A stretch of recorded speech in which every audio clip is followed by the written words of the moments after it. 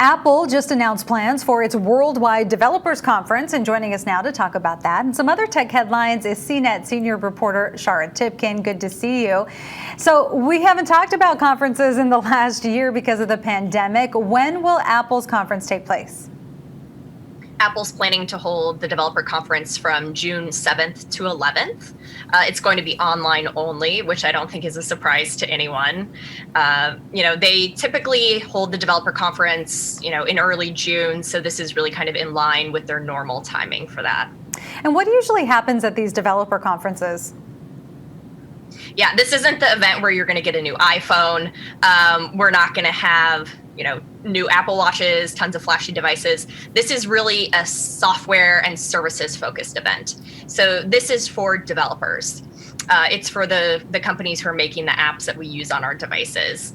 Apple will occasionally have a device, but really we expect it to be software focused. This year, they're kind of making this transition to using their own chips in computers.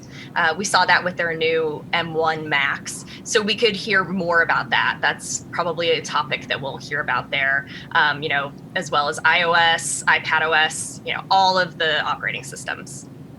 For sure. Always interesting stuff. So let's talk about Google now. Some news from Google and an update on its mapping app. What's new there?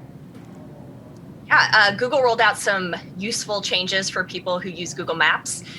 One of them is giving better directions in airports and malls. So Google has this feature where it's kind of augmented reality, where you'll see an arrow on the real world environment of the way you have to turn.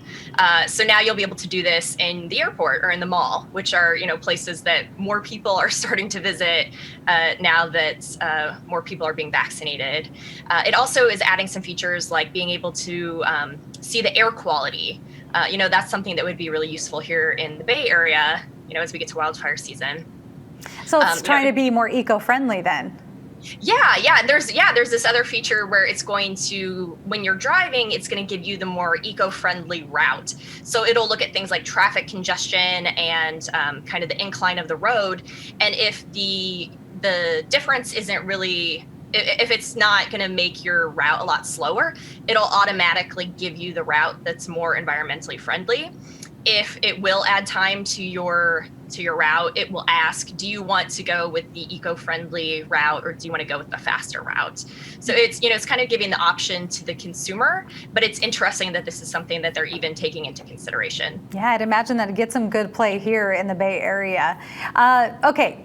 Amazon news and a vote by warehouse workers in Alabama whether to unionize or not. What's the significance of this vote? Yeah, this is a really big deal.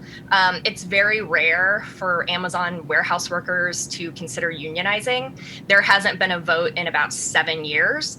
And in the US, none of Amazon's warehouse workers are unionized. So about 6,000 workers in Alabama are voting, or they had been voting, the vote's just closed, to decide whether to become a union. We'll have to see what happens with this. Yeah, when do you think we'll find out the results? So this could take weeks. They have to tally all of these, 5,800 votes.